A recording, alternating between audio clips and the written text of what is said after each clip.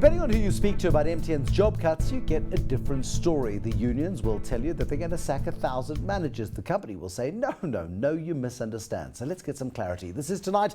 I'm Bruce Whitfield, and tonight we hear straight from the horse's mouth about what is really going on. Will it be yay or nay? That's a joke about the horse's mouth. Joining me, Themba Dukes Nyathi, the Group Executive for HR at MTN.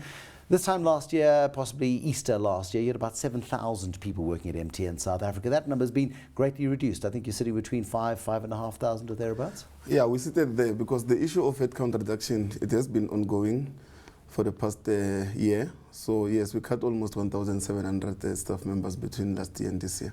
And there's more to come? Yes, there is more to come, and reason being that the business is restructuring. Unfortunately, this coincides with the point whereby MTN is experiencing challenges out in the market in terms of the latest financial results that have been announced, whereby we lost almost 7% revenue year on year. We lost plus minus 3% market share year on year. I mean, this is public information, yeah, as everyone knows about it. Our staff costs have actually gone up from almost 5% to almost 7% in 2 years' time.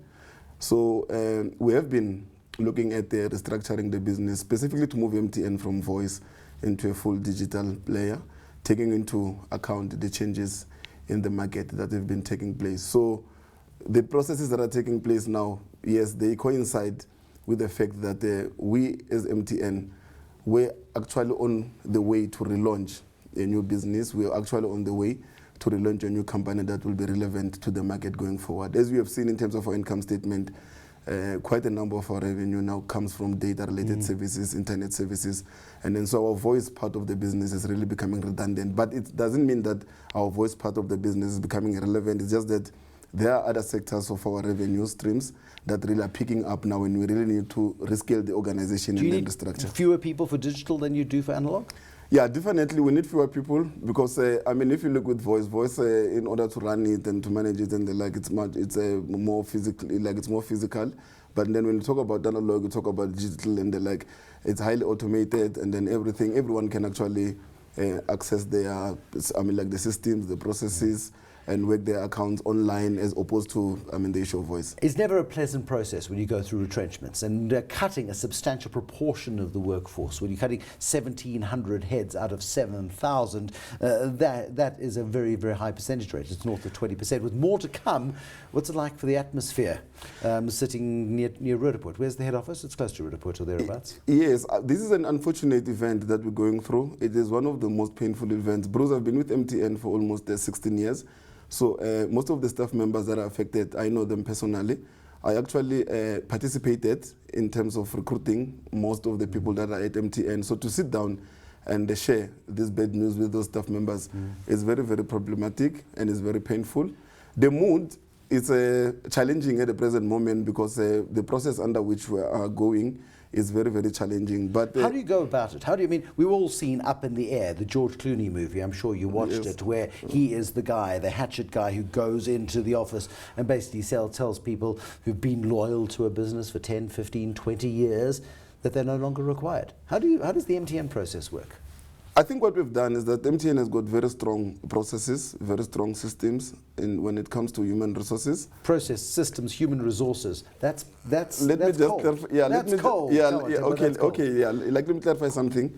I think in the past, for the past 3 years in a row, we've won the Best Employer Award as MTN. So that's what I'm referring to say we've got very strong human resource systems that are fair, that are consistent, that exceed minimum, labor requirements.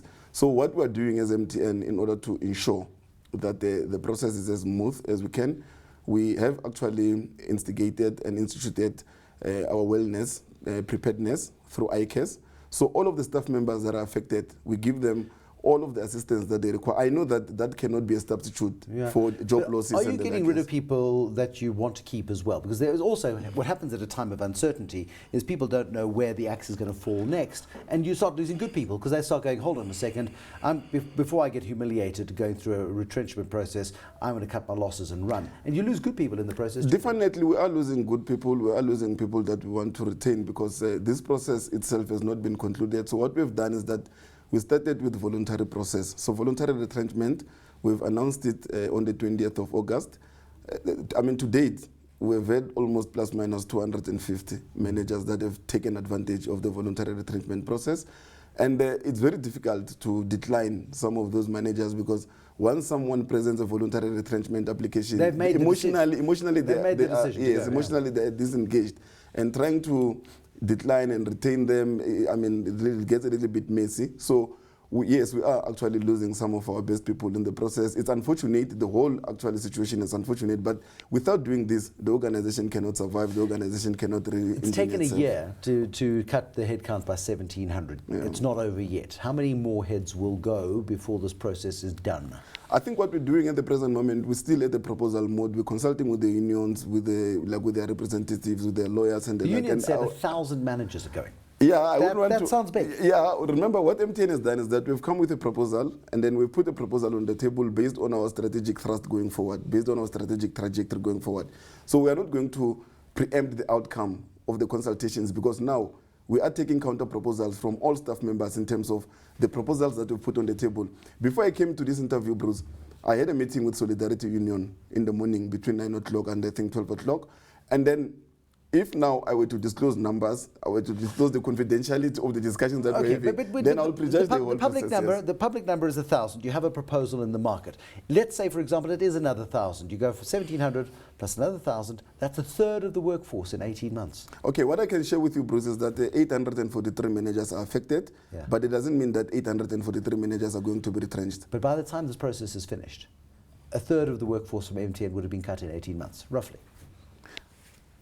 Bruce, that will be a function of feedback that we get from our stakeholders because we're busy consulting. So our stakeholders have come up with some other proposals like maybe working from home. Others have suggested how did MTN get so massively inefficient in the first place? I mean, if you're going through a process where you're kind of cutting a third of the workforce, this suggests that the MTN has been dropping a ball for a very long time up until this point. Yeah, I think what has happened is that if you look at our competitors, and I'm not going to mention names here, they have been cutting costs too. So it's just that everything has been done under the radar, but we know that they've been cutting costs. So if you look at the income statements, they have actually been cutting costs. So MTN, maybe due to the brand preference, whatever, and they like, but then it really gets this public and they like. But I think the fact of the matter is that yes, there are areas where we're inefficient. Yes, there are areas where we've got duplications. Yes, there are areas where we need to automate more. Yes, there are areas where we really need to re-engineer the business so that we can become relevant more to the market that is emerged and the like. So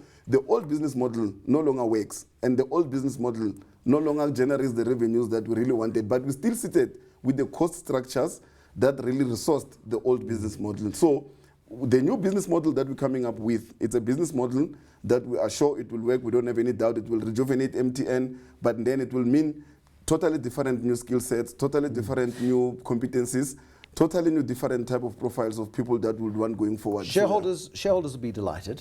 How does this restore the profitability? Let's say, for example, you get rid of a third of the staff and you get a rejuvenated organization going forward.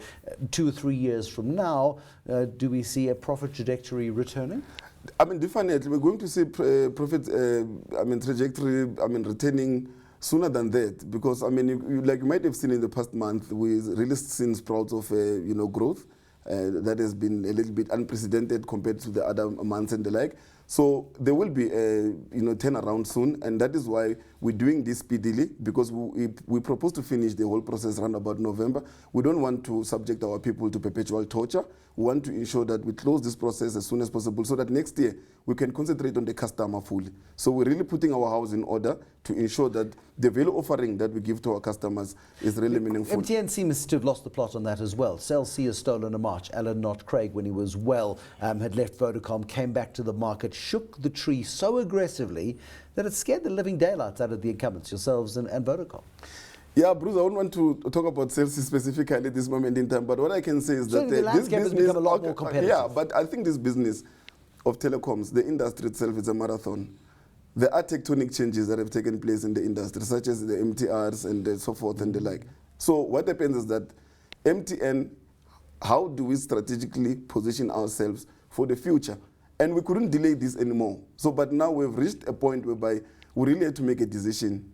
and take a stand and say, How's government responded to these cuts? Because the mining companies try to cut jobs, and mining ministers come down like a ton of bricks on chief executives of mining companies. How's government responded to your proposals? I think we have consulted with all relevant stakeholders. One must not forget that MTN is one of the major contributors of job creation in areas where most companies do not want to go. For an example, we purposefully opened a call center that hires almost 2,000 staff members somewhere in Mankweng, in a rural mountainous area in Pietersburg. Why? Because we're targeting the youth. We opened another call center in Mount Edgecombe. Those call centers, they hire thousands of youths, and we could have opened those call centers in Johannesburg.